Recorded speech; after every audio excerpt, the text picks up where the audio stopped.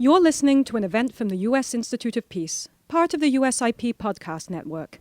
For more information about our work around the world, visit usip.org and check us out on social media.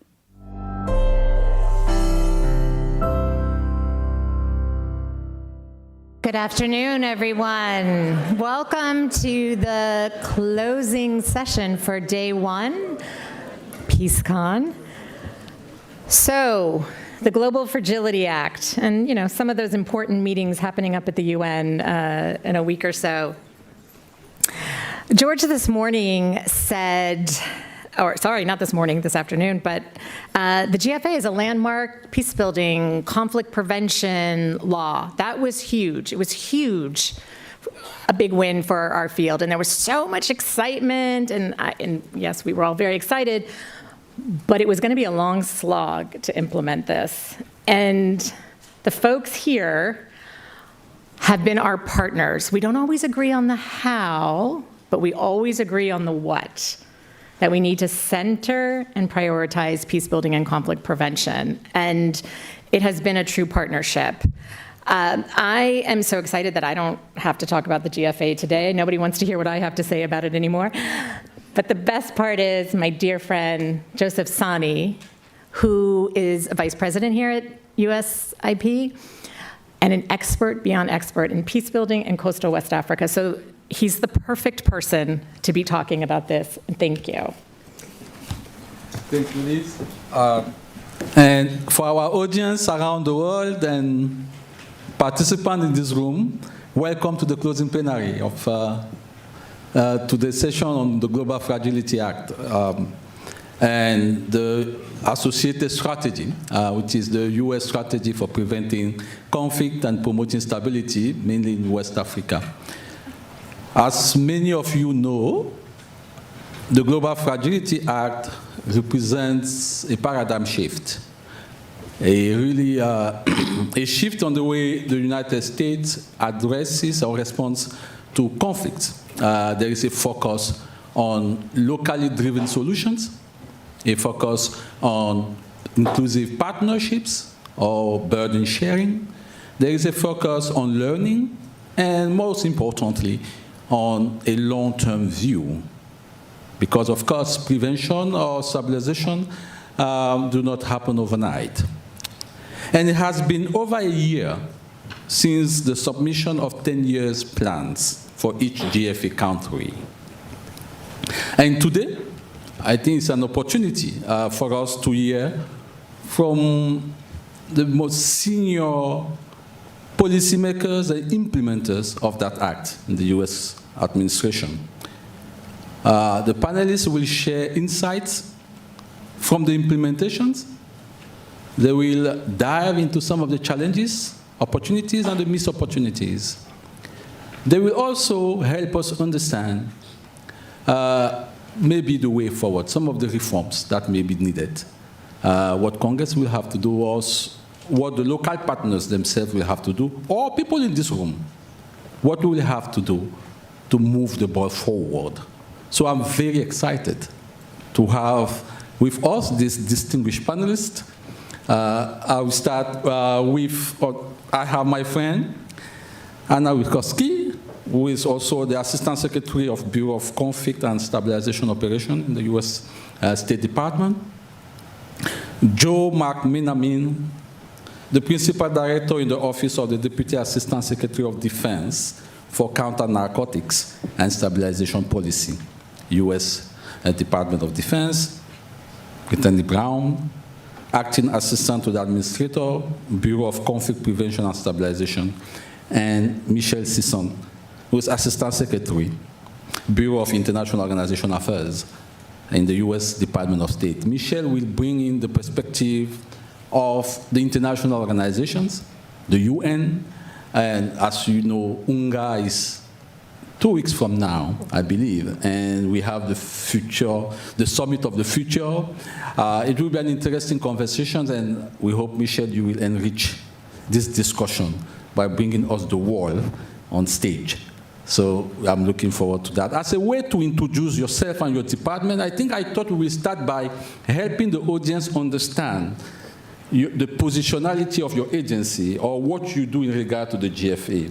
So my first question to you all, I will start with Anne, is what's the role of CSO when it comes to the GFA? Thank you. It's so great to be here.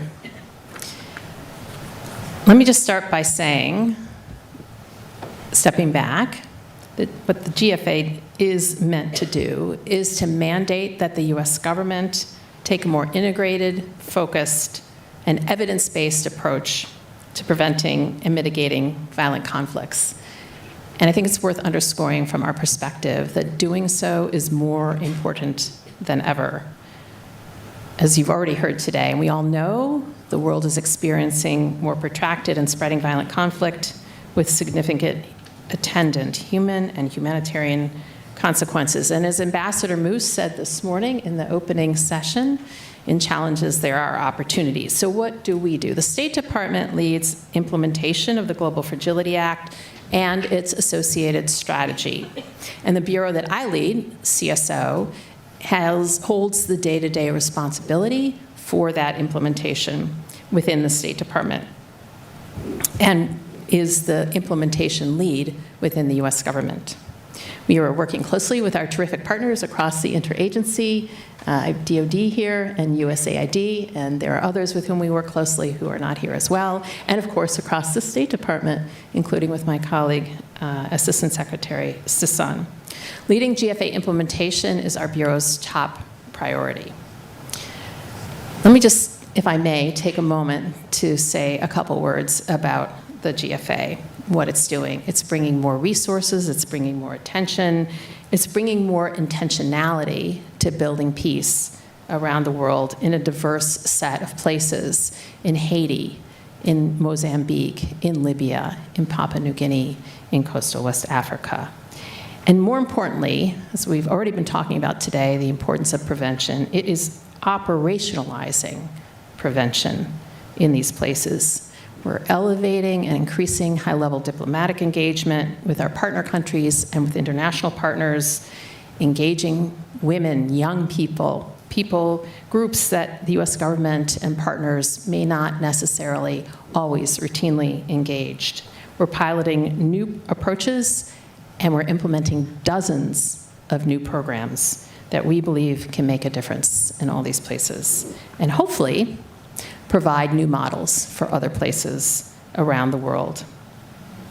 We're, as has been said, continue to be guided by principles of learning and adaptation, and that's why it's so important that we're here with all of you. We must continue to engage with this community, to learn from all of you, to work with all of you.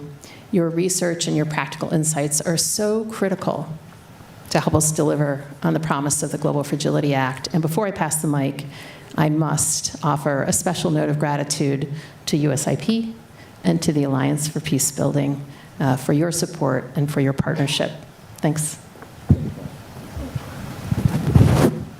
Good afternoon. I'm here representing my boss, Jim Sines, who is responsible for the department's implementation of the Global Fragility Act.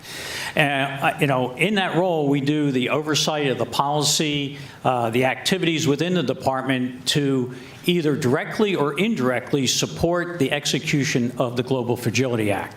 And doing that, we work with the Joint Staff, the combatant commands, our other policy offices, noticeably DASD Africa, DASD Western Hemisphere, and the Joint Staff in developing the plans, and in working with our combatant commanders, especially AFRICOM, US Indo-PACOM, and also US Southern Command, to actually implement some of the goals and objectives of the Global Fragility Act in those priority countries. Now, our office, you notice in the name, Counternarcotics and Stabilization Policy, and you wonder, that's kind of a weird mix, and if you think that's bad, we also now picked up Counter-Uncrewed Systems Oversight for the Undersecretary of Policy. So it's a very broad portfolio.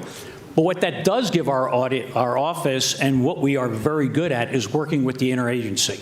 We've been working with the interagency in the counter-narcotics programs, the counter-threat finance programs for many years, so we have a knowledge of how to work with the interagency to get things done, how to work with partners in a collaborative effort to push forward key and emerging issues and sustain them and learn from them as we go forward. Another part of our office, though, that also supports the Global Fragility Act is we have the civil affairs portfolio in our activities. So therefore, all those civil affairs teams that go downrange into the Global Fragility Act countries are supporting indirectly the Global Fragility Act by helping build better governance through that civil military operations and stability operations capabilities. So that's where we stand today. Hello. All right. You know, it was interesting. I was listening to Liz talk about like sludging through the bureaucracy. And so I was like imagining the team at CPS and the bureau that I lead, like as the sludgers, like sludging through all of this, like slogging through everything that's happening. And you know what? Like I kept just imagining instead, it's like these rays of light coming through that fog that is the bureaucracy, and that is GFA, right? Like GFA is systematically telling us how to implement 3Ds, which we've been talking about for, I don't know, the 20 years I've been in DC, we have been talking about 3Ds. This is making it so that we have to do this. It's the law.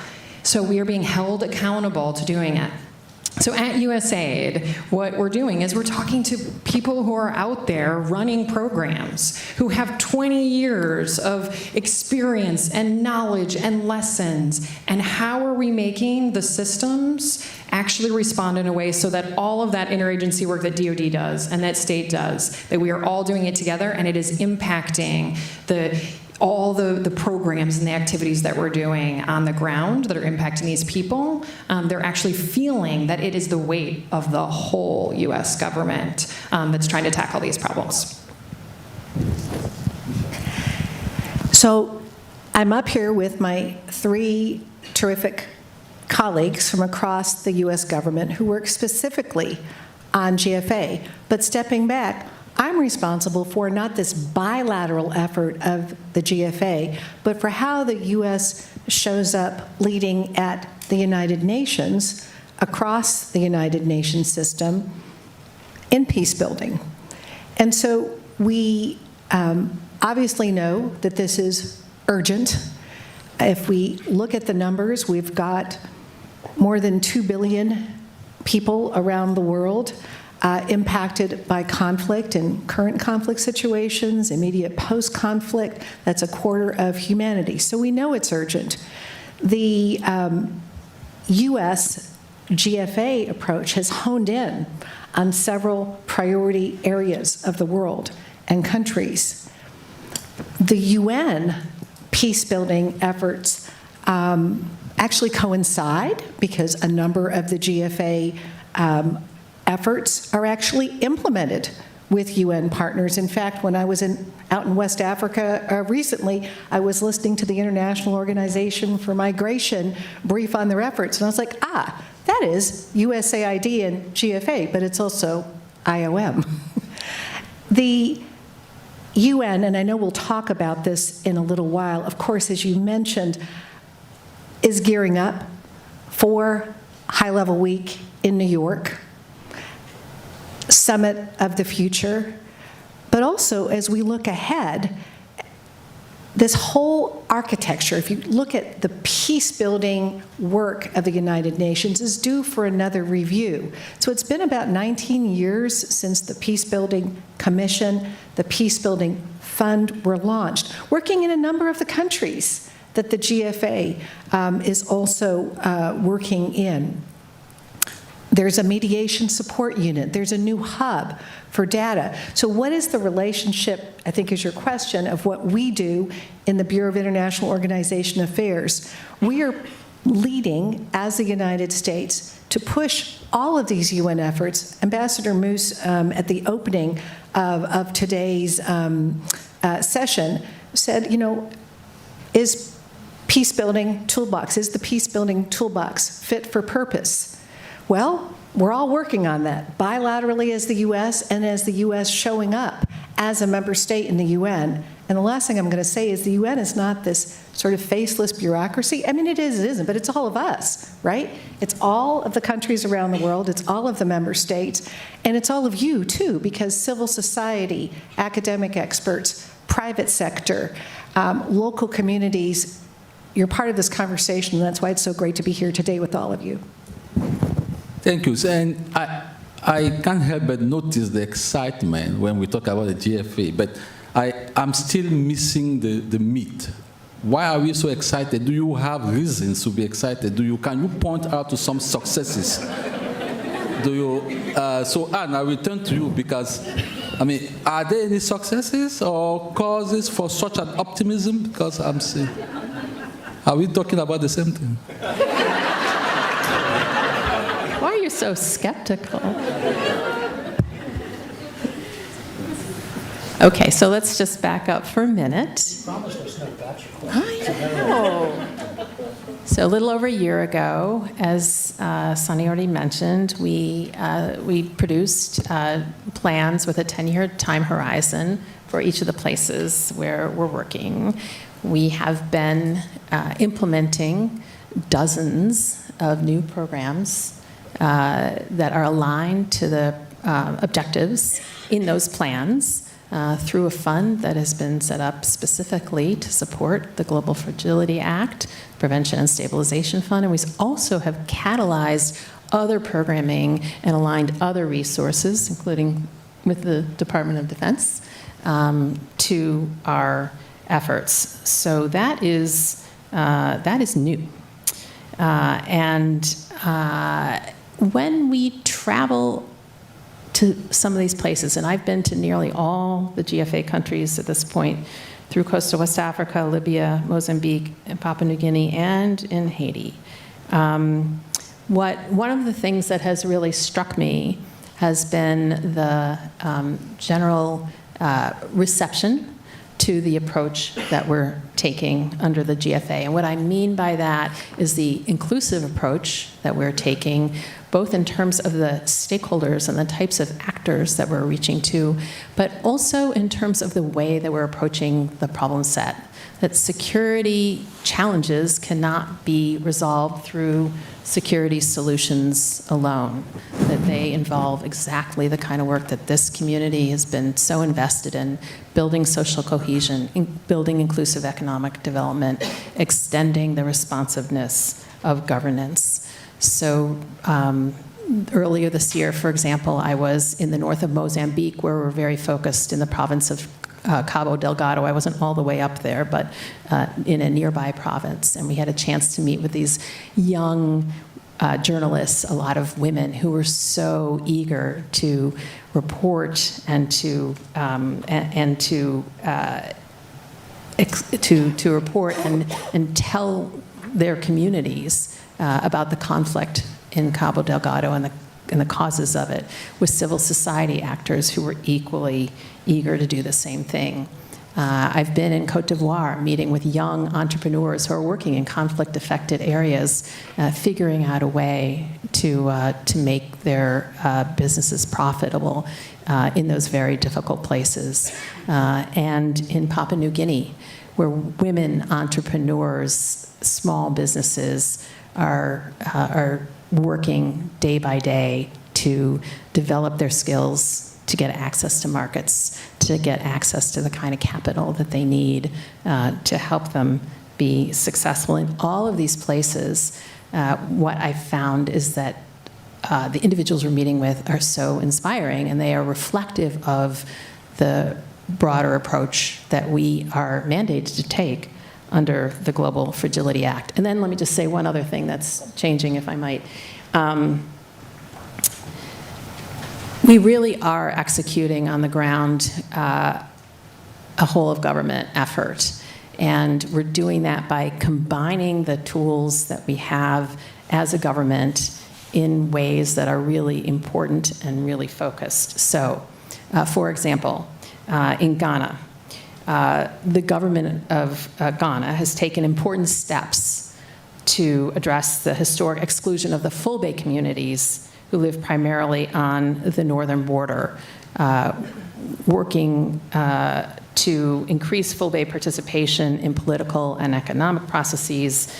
And the reason for that is because it makes them, among other things, or the value of that is it makes them less vulnerable to violent extremist recruitment. Again, looking at Côte d'Ivoire, the government there is taking a community-centered approach to security, increasing trust and collaboration between security forces, the local government, improving early warning systems, working at advancing inclusive economic development, strengthening community policing. And that is particularly important, of course, because of the many changes we've seen in the Sahel and the threats that are emanating from the Sahel. That is a real prevention case. So I don't want to underestimate the challenges that are associated with this effort and the challenges that we are confronting and our partner countries are confronting globally. But what the GFA has given us an opportunity to do is to approach these challenges in new ways that take the important lessons that we've learned over the last couple of decades, the work that you all have done, to apply it, to learn from it, and to adapt so that we can be as effective as possible in all these places and draw lessons for other parts of the world as well. Oh, yes. I think even just producing the 10-year strategy was already a win. I mean, let's remember, it was 1 year ago. And so, in addition to that, being able to implement some of the programs is a massive lift. So that but we also acknowledge the fact that this is a paradigm shift. It's not easy, a paradigm shift. I mean, moving the U.S. administration, it's like moving, you are not moving a small boat, it's a huge boat. So there are some anticipated challenges. So, but because I would like to address that question of challenges to the most enthusiast among us in this room, which is Brittany. So please, do you see, from where you sit, I think as an implementer or someone who supports implementers or our U.S. partners, what have been some of the challenges in the implementation of the GFA? I think the biggest compliment I'm going to get in a long time is that you just called me an implementer. Like, I love that. I'm not a bureaucrat this week, or I get to be an implementer with some of the great people in this room. So, no surprise, I want to tell a little story. So everyone come with me. Over the last 10 years or so, I couldn't talk to anyone or travel anywhere in Africa without people talking about the herder-farmer conflicts that are happening in West Africa. And these conflicts have been going on for decades, actually, but we just all really started seeing it rising up to the place where I would hear about it regularly and about the impacts that it was happening. And what we would hear is that they're more deadly, they're more frequent, and they're more widespread across West Africa. So in USAID fashion, we go out and we start trying to figure out, like, what's going on. We start talking to people. Why are there more of these? We hear that it's the instability in the Sahel. It's extreme climatic events. It's changing the way these nomadic farmers or the nomadic herders are interacting with farmers. So we identified an area under a GFA, and under this 10-year plan, we went out in northern Côte d'Ivoire and talked to some communities and asked them, what is going to take to stop these conflicts? And the community came up with one of my favorite things, which is parking lots for cattle.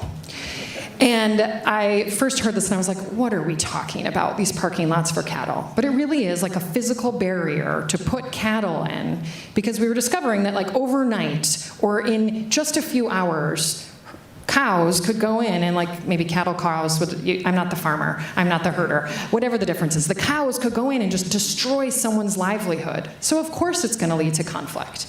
So we go to the community and we say, what's going to actually work to try and fix this? Like, what is going to actually help? And again, the communities had the answer, right? These parking lots. And the thing that is brilliant about the parking lots is the youth in the communities run the parking lots, so they get to collect a very small fee. The women in the community collect the fertilizer from the parking lots, which means now they have fertilizer for their farms. So like everything is working. It is a fantastic program. And the thing that I'm most proud of this is that we went and did an evaluation with our very innovative, interesting monitoring and evaluation that we were doing. And we go out and we look and we see that between 2018 and 2022, they were seeing an average of 50 conflicts a year in this community. And in 2023, there were 0 conflicts, 0. So we know that these cattle parking lots were working. Now, for those of you in this room who work on programs, you're going to say, yeah, Brittany, USAID has been doing locally led development forever. Like, what is so unique about this? Like, what does this have to do with GFA? Like, why are you telling us this story of like a brilliant activity that's happening in Northern Cote d'Ivoire? And the reason I'm telling you this is because this is different than all those other locally led development examples that we have of like this awesomeness that USAID does on a daily basis. And the ways that it's different is that because of GFA, we have the ability to layer this program with State Department and DoD in a systematic way. Not just a way because the ambassador gets along with the mission director who gets along with the implementing partner, but it is because the systems are now requiring that we are layering this program. It's different because we have PSF funding, which means that we actually have designated funding that is going to look at issues around fragility. And it's multi-year, that we know we're going to have this money again next year. For those of you who do this, you know that that is like our fear. We're always like, are we actually going to be able to do this again next year? Because we don't know what's going to happen in Congress. It's also that we are going to take these lessons and we are going to, again, systematically disseminate all of the lessons we are learning, because we know it's not just Cote d'Ivoire who's dealing with herders and farmers. It is everyone in West Africa. And my good guess would be it's probably other places around the world that are also dealing with very similar things. So discover these community solutions that now we are able to get into the system, which is such a huge win. And then the last piece of this that really sticks with me around like why GFA is so important and how we're doing this is that we have reminded the US government what it means to have a 10-year plan and be looking at 10 years out and also be able to look at the urgent. Like we can look at to right now, those 50 conflicts a year that are impacting those communities, and we can look at 10 years out at the same time, and we can do it with these like really incredible results that can go from, you know, in a small community, 50 conflicts a year, like just imagine that in your neighborhood, down to 0. There's like few times when we can feel that in our hearts, and that's something that we're able to do with GFA, and we're gonna start seeing that spread everywhere, and I'm so proud of it. So then the last piece is in West Africa, you mentioned IOM. So we have this incredible thing that we've partnered with the Germans on, it's CSSM. Coastal West Africa's stability is in there, security is in there, mechanism is in there. Sorry, acronyms are not my strength. And we have this like amazing thing where the two people who are managing this program in West Africa are sitting right next to each other, and one's a German and one's a US government employee, and then IOM is running it. Like this is the dream. The funding is shared with multiple donors. It's run by a UN organization, and we are doing community development that is feeding back into this incredible system so that we can layer that the DoD work and the State Department work, and we can layer the diplomats, and we can layer our military attaches, and it is all part of this system that now we are showing people that 3Ds is not just a dream, it is actually something that we are living. And if you can do it in coastal West Africa, trust me, you can do it anywhere. We live the dream, huh? So let me ask you this again. I think it was a mistake to ask an enthusiast to identify challenges. So I will come back to the question again. But seriously, are there any areas in need of improvement as we move forward with the GFA? Is it that perfect? Or what can we do more to facilitate this kind of thing, or at least replicate the coastal West Africa experience elsewhere? Is it easily transferable? So Joe, will you want? All right. I thought I was going to be answering cultural differences here at the moment, but you know, there's a lot of things that can be done. One is, you know, how do we work within systems? You know, and mentioned already that organizing a DoD system, a state system, and a USAID system to get a positive result is a good effort. How do we do it? How do we work through that? How do we look and the capabilities required in the future for coastal West Africa, Mozambique, Libya, places like that. Budget cycles don't always follow good ideas. So 10-year plans are great, but we have to put money and budgets toward 10-year plans to get us to the objectives or the waypoints to move down, to find ourselves with success in these GFA countries. And how do we work in the budget system? DOD, like everybody else up here, we get a one-year budget. Sometimes it's a 6-month budget, depending on when we get a CR or get a budget passed, but you get a one-year budget. So a good idea that gets funded for 1 year, you're constantly fighting to get funding in the out years to support a 10-year plan. So how do you go to Congress and convince them that what we're doing is important? And we all have committees. The committees for state are different than the committees for DOD, and then you throw in a few other outliers out there who have different ideas of what you should do. So how do you work with partners? How do you work with Congress? How do you work and integrate military objectives into GFA objectives, military objectives for stabilization? As we all know, everybody reads the Department of Defense strategies and all like that China is the pacing threat for DOD.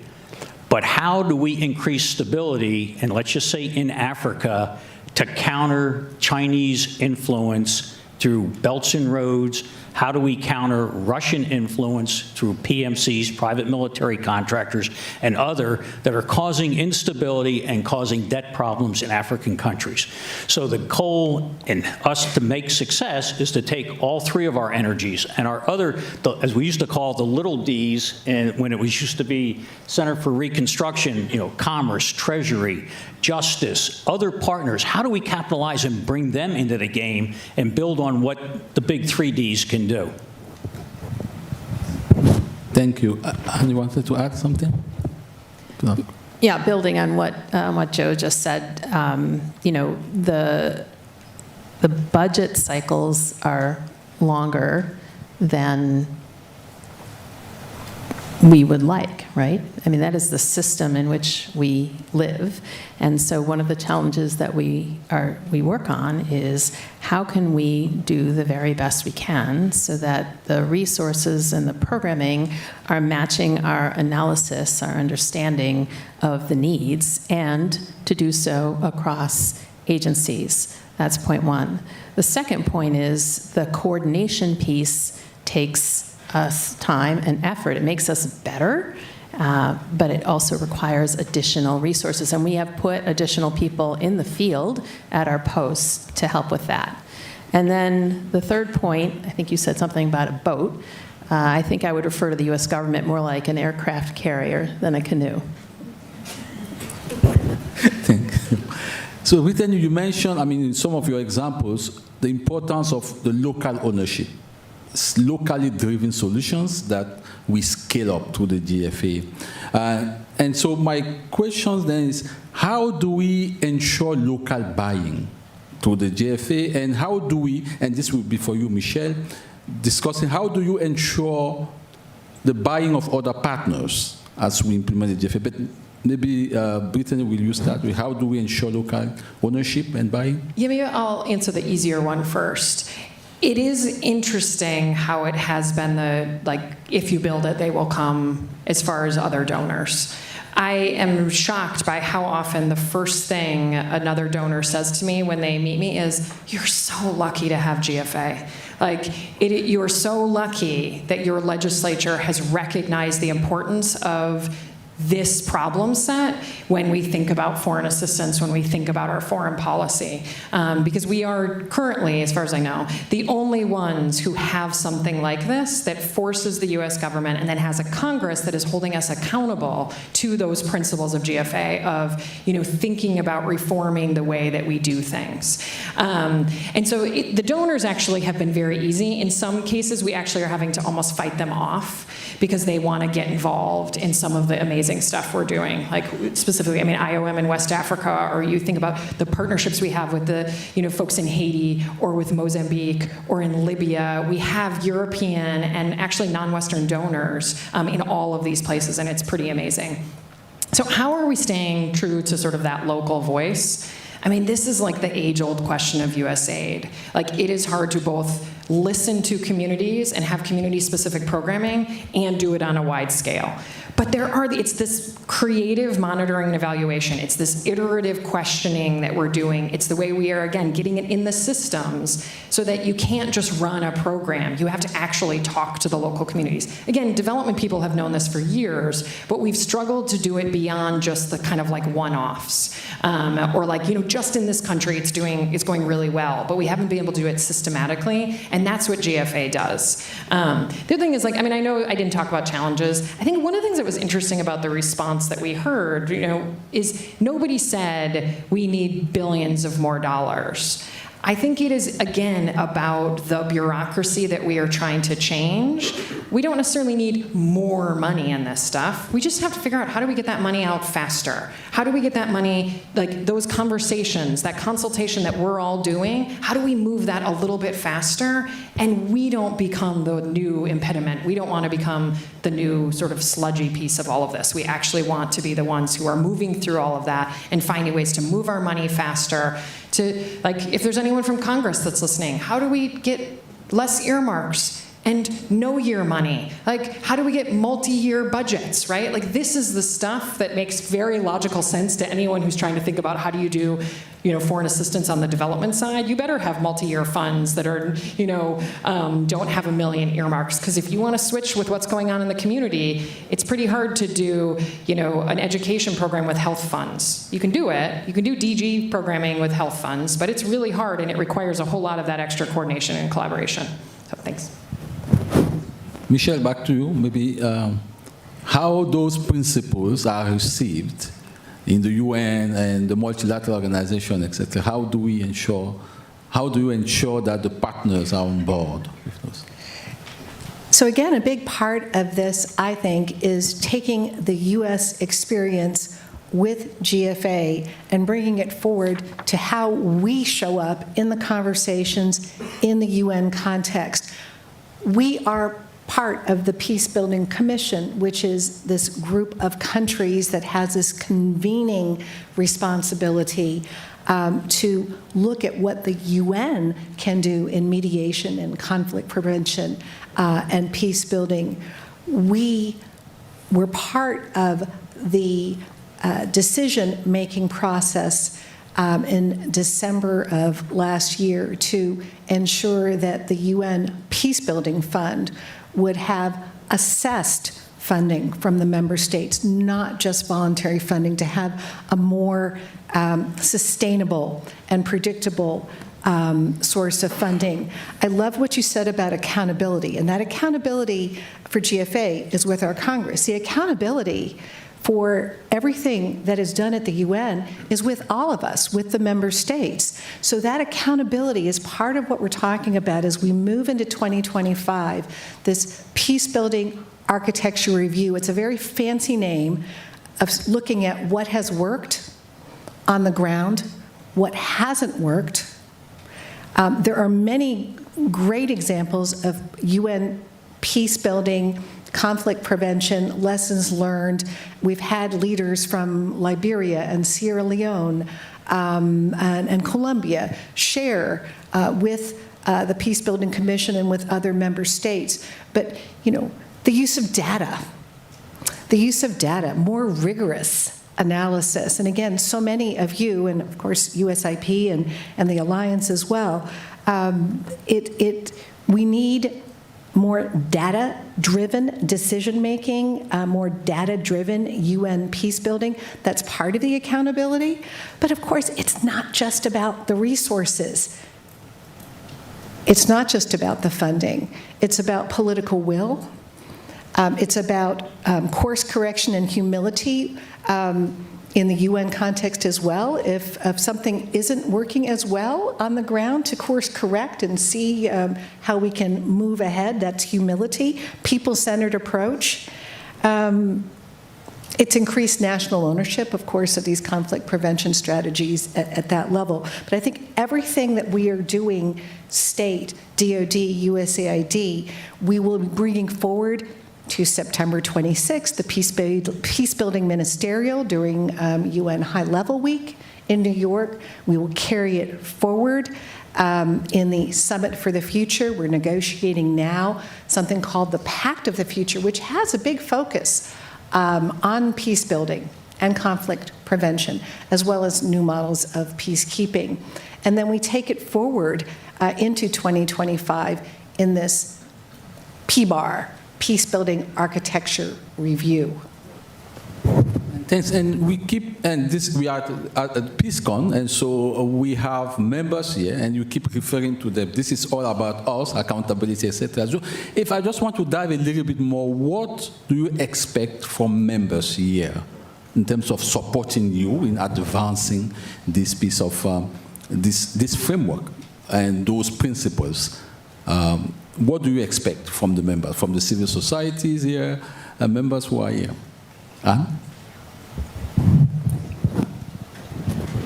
Well, I want to continue the incredible partnership that we've had to date. I think this is about all of us. It is about building partnerships. It is about building ownership. We have a wide audience here, not only in the U.S., but I think globally.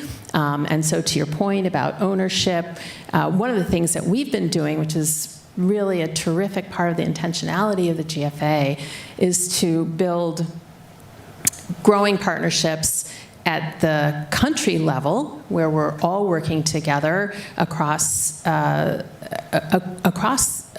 national governments, at the local government level, with UN partners who are there, with bilateral partners who are there. And all of you who may be present in any one or another of these places also has an important role to play as one of our interlocutors there. We are also working at the institutional level. And so we're talking about the UN and some of the changes that are taking place that we're talking about for High Level Week. We have been working very closely across the United Nations with our partners to ensure complementarity. And there's been a real eagerness and an openness to those conversations, whether that's IOM, which has already been mentioned, or UNDP, or the Peacebuilding Support Office. There are many parts of the UN that are relevant to these challenges, and I want you all to know that because you are also part of the community. And then if I may just build on something that Michele said about the importance of data, if you'll give me a chance. One of the really interesting innovations that we've had a chance to be part of is to co-found a multi-donor data fund. It's called the Complex Risk Analytics Fund, or CRAFT. It's at the UN.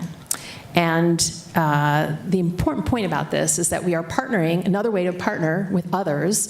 We are providing some funds. There are a number of other donors to this effort as well. And then we're able to share the conflict-related, the crisis-related data that is tasked as a result of our working together.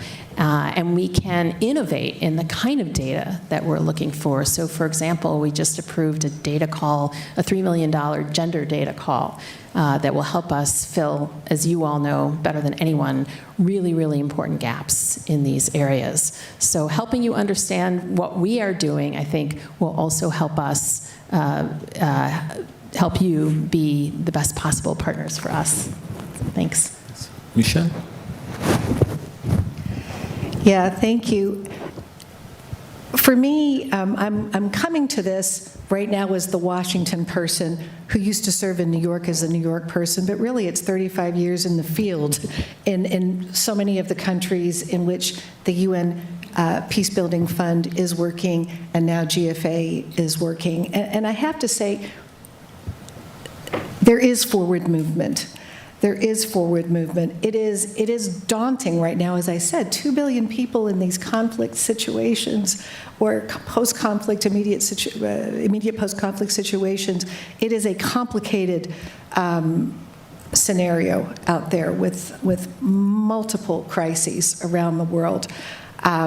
Conflict, humanitarian crises, behind on the Sustainable Development Goals, and I think that focus right now on how all of this intersects. Peace, development, humanitarian.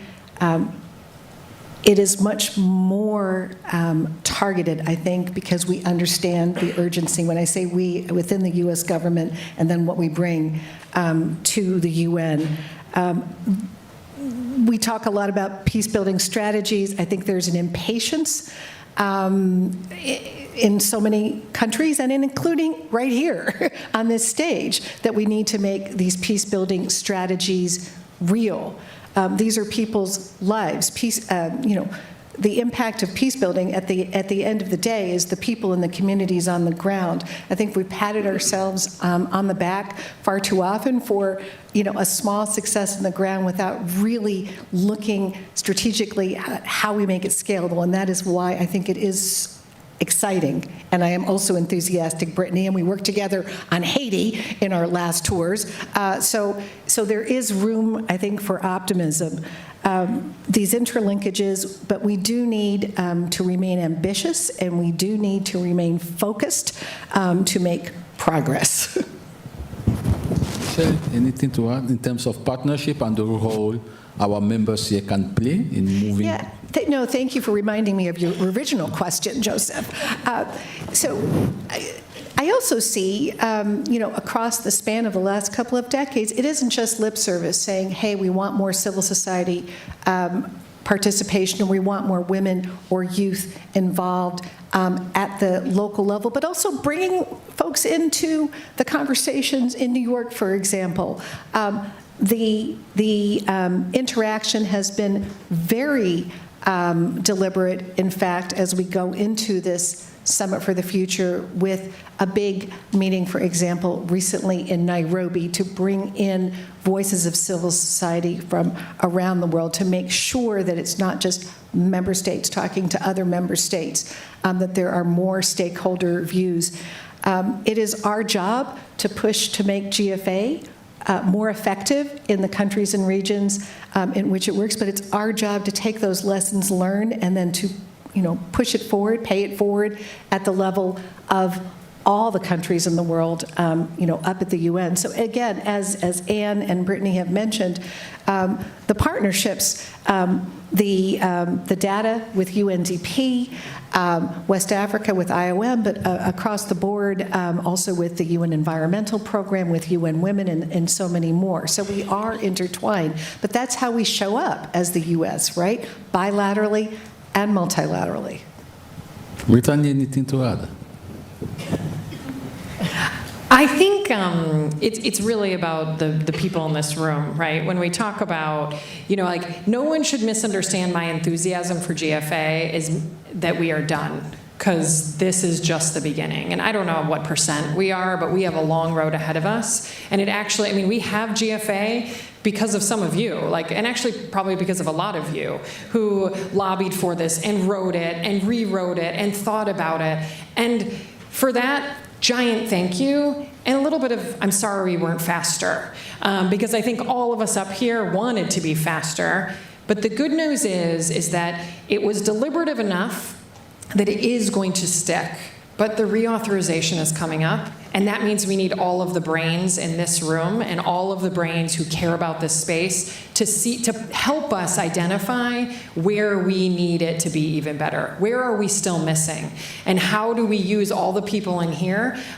People hear me say this all the time, but it's because it's so good, which is, right, none of us are as smart as all of us working together. And whatever is next for GFA, that means all of you. And so the enthusiasm is this is the first step. We have a long way to go, and I really hope that all of you and all of our partners at the UN and everywhere will help us think about what we need to do next, because this has been such a big win so far.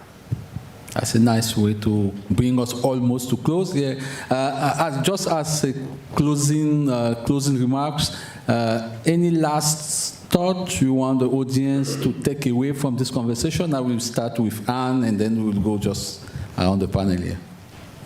Thanks. Well, this has been great. It's so much fun to be up here with my colleagues whom I'm working on this important effort every single day, moving it forward, and as I hope we've conveyed to all of you, seeing some real progress, seeing some real early progress. Having said that, I'm going to quote the president, and he said in April of 2022, when we identified our priority partner countries, prevention is hard work, measured not in days and weeks, but in years and generations. So there's a lot of reason for optimism, but we also need to be patient, we need to be humble, we need to keep making the case for this effort. We need to keep working together, and we want to keep working together with all of you. You have brought so much to what we do already. We learn from you. We need to continue working together. We're really grateful for your support. We want to be more effective. We want to get more evidence. We want to learn, and we want to be able to demonstrate the value of our efforts as we go forward. So please, let's continue to engage. Thanks. Joe?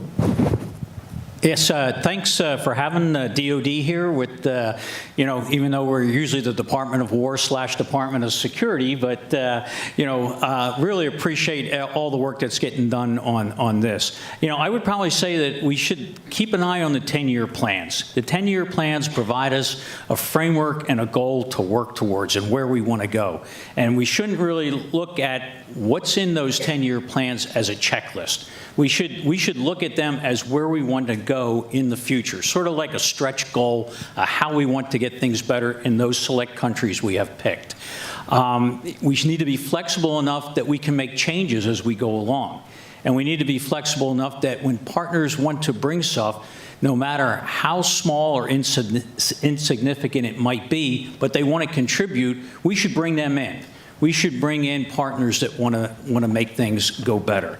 I worked for General Sany way back in US CENTCOM, and his view was any partner who wants to bring something to the cause for either stability, security cooperation, or to help should be invited into the table and have a seat at their table. And the same thing should be with how we look at how we bring partners into the Global Fragility Act. If you want to come, if you want to help, and you want to help make a difference, come join us and we'll make progress where we are in those GFA countries. Thank you. Michele?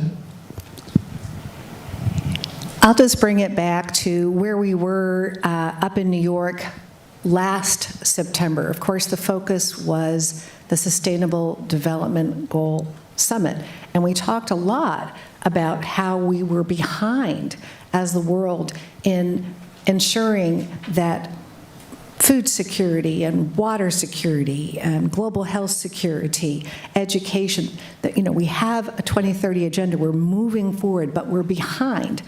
But we're not going to get there without conflict prevention, without peace building. So this investment in peace building, this investment in conflict prevention really is how we tackle these transnational challenges. The climate crisis, water insecurity, food insecurity, the education and health challenges. We've got to tackle the conflict as well. And really happy to be up here to bring in, again, what we do with the GFA as the United States and how we bring that forward with every other country in the world to try to contribute lessons learned and try to push forward on this. Thank you.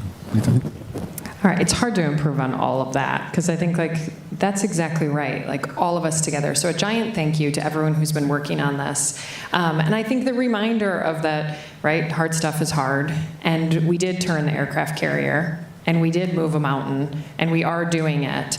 So we can't give up on GFA, on peacekeeping, even though you look at the world and it feels pretty overwhelming, but that we cannot give up, and really this idea of that we are the ones that we've been waiting for. So let's do this. Thank you. Please join me to thank our panelists.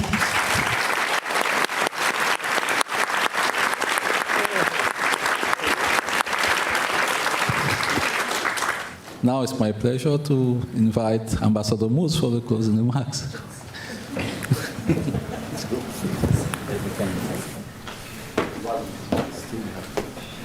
Thank you. Thanks, Sany. So, as we used to say at the UN, everything has been said, but not everybody has said it. And I don't know, frankly, that I can add anything to this wonderful, rich discussion we've just had here in the panel. I want to thank the panelists. I want to thank especially my good friend and colleague, Dr. Sany. You know why we value him so much here at the Institute, so thanks.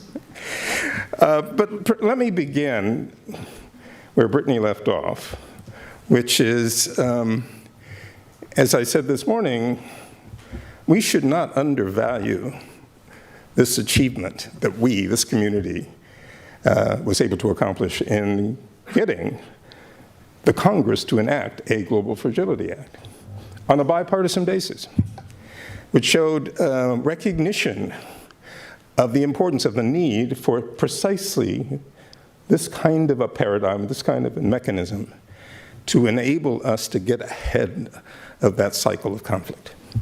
It was a breakthrough. Yes, it was. It was turning the aircraft carrier. And it has attracted, as we know, interest from across the community, including those governments elsewhere that wish they had a similar kind of mechanism. So let's start by recognizing just how important this instrumentality is, this whole shift in the way we think. We've been talking about whole of government efforts for years. Actually, the DoD has been better at implementing these than we have, and with the support of its congressional constituencies. So that's point number one. But the other reality, and certainly that was reflected in the conversation here today as well, is that it is new, and yes, it is fragile, and it's hard.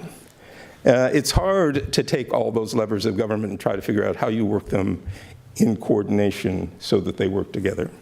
So let's not be discouraged by that. I mean, those are growing pains. They're inevitable. They're necessary growing pains, which means that we as a community need to double down in supporting this concept so that it doesn't sort of fall off the table and doesn't get lost along the way. We need to continually remind people of what this concept brings to our ability to deal with the realities of conflict around the world. So not a reason to be discouraged. As I said this morning as well, though, it is not a tool that is adaptable to every conflict situation around the world. And we need to keep that in mind. We can't overpromise. We can't say this is something that we can apply, frankly, in not just fragile places, but I would say failed places, such as Libya or Haiti. Which is not to say that we give up on those places. We don't have that luxury. It's simply to say that this is not the tool for that problem. And we need to look at other responses, other mechanisms for dealing with those real challenges with real consequences and real costs to the people who are living through them. So we need to nurture this tool to make sure what we need most above all is to ensure that it succeeds, to demonstrate the proof of concept so that people will, in fact, continue to endorse and support it and fund it.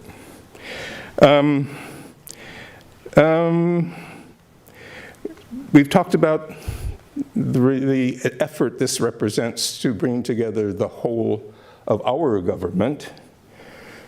But again, and Michele spoke to this repeatedly, the need to recognize that we are not the only government out there, nor are we the only multi-governmental, intergovernmental entity that is relevant to this concept in this conversation. And so part of this is a bit, and maybe we've already done this as well, is demonstrating to others the value of this mechanism, the value of this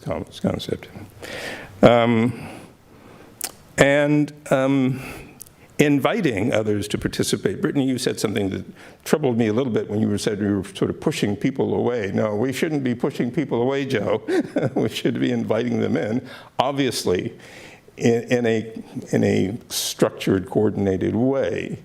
But if they have something to bring to the table, and ours is the mechanism of choice for doing it, I'm all for it. I'm all in. And last but not least, for our community. I mean, I would hope that every organization in this room would be looking at that agenda on fragility and saying, how can my organization contribute to what's happening in coastal West Africa or in Mozambique or elsewhere around the world? What assets, what experience, what relationships do we have that would reinforce, that would contribute to the goals that we were trying to achieve in these places? And I guess the last thing I would say, I mean, I think this is a terrific panel on which to conclude this first day of the conference, and I hope what it does is inform the conversations you all will be having for the next 2 days. I would just remind, though, that the whole concept here was about fragility. The Global Fragility Act is not a development program. It's not a military assistance program.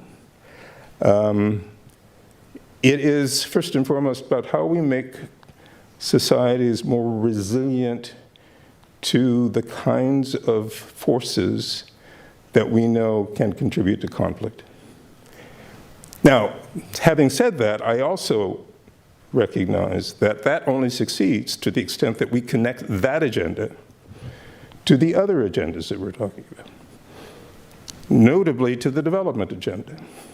And one of the most important gaps, one of the major gaps that we still have in the peacebuilding field is the connection between what we are doing to make societies more resilient socially and politically, and our ability to enable those societies to deliver to their citizens. We are not living up to the necessity and the expectation that we are helping these governments and societies deliver for their people. We were to have had here on Thursday a gathering of the World Bank. And several of the folks here were going to be participating in that to talk about their fragility program. And it would have been an opportunity, Liz, for us to reinforce that message with them because they're necessarily part of that conversation. So again, to the point, we need to continue to make the case for the value of this, not only amongst ourselves, with our immediate partners in the government, but with all the other institutions whose contributions will be critical to the success of this initiative. So with that, I again thank our panelists. I thank you all for spending a long afternoon here, and I certainly encourage you to go forth and take all of the wisdom that we have that has been imparted to us today and weave that into the conversations that you will be having over the next 2 days. Wish you all the success. Thanks. Thank you for listening to this event. If you'd like to listen to more events or explore our other podcasts, visit usip.org/podcasts.